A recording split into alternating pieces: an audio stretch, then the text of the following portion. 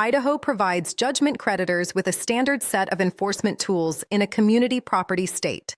The community property framework can expand creditor access to marital assets for community debts. Here is the complete guide. Judgment interest rate.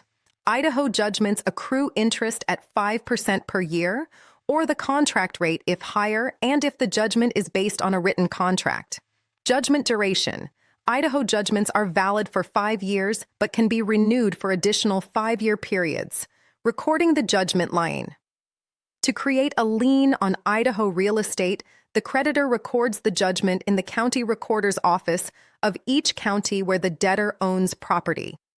The lien attaches from the recording date. Wage garnishment. Idaho follows the Federal Consumer Credit Protection Act formula. 25% of disposable earnings or the excess above 30 times the federal minimum wage, whichever is less. Idaho's minimum wage tracks the federal rate. Homestead exemption.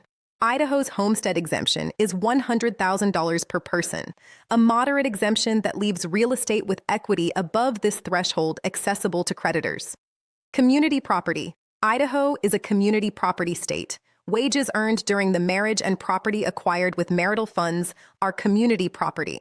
Community debts can be enforced against all community property, potentially including both spouses' earnings.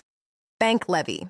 Idaho allows execution against bank accounts and personal property through a writ of execution directed to the levying officer. Debtor examination. Idaho's post-judgment supplemental proceedings allow the court to order the debtor to appear for examination about assets. People Locator skip tracing provides Idaho debtor investigation, address, employer, community property assets within 24 hours or less.